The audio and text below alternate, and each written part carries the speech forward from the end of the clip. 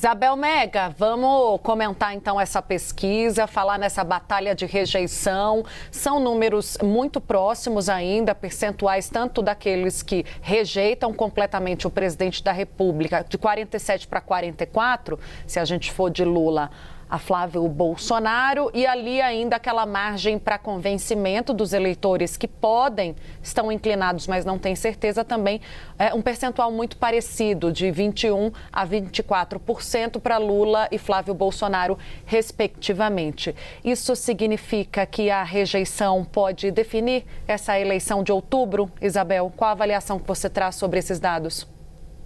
Oi, Tainá. Boa tarde para você, Uribe. Boa tarde para quem está do outro lado da tela em mais um Bastidores CNN.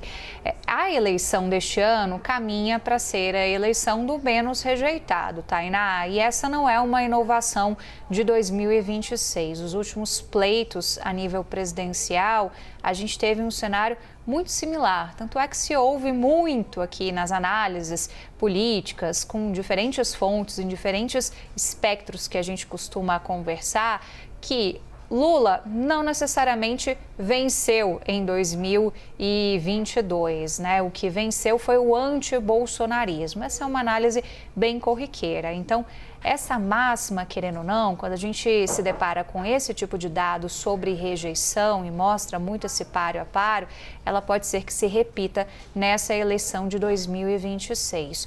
O que pode ser feito de um lado e de outro para tentar driblar, digamos assim, essa resistência que vai aparecendo em formato de rejeição?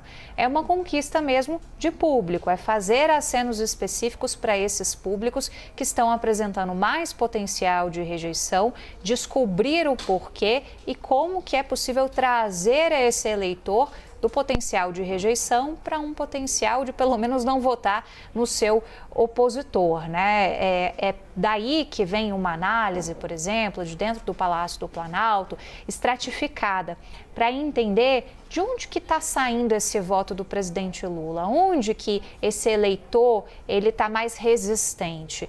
Eles já têm um diagnóstico com base em outros institutos de pesquisa, fazem uma avaliação periódica, né, a cada pesquisa que sai, e já diagnosticaram que Lula está perdendo votos, por exemplo, entre os idosos e está perdendo votos também entre aquela faixa mais nova, a partir ali dos 16 anos até cerca de 25 anos.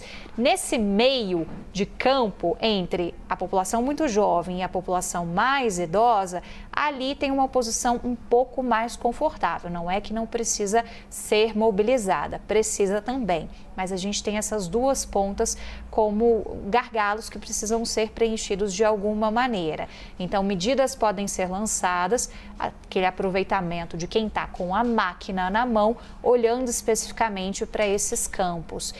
E isso é interessante, só para concluir, que em diversas eleições a gente tem uma movimentação de um grupo político A ou B naquelas campanhas de incentivo de votos que não são obrigatórios. Uma pessoa com mais de 60 anos não é obrigada a ir votar, mas as campanhas políticas costumam ficar de olho nesse patamar para fazer mobilizações de incentivo à ida às urnas.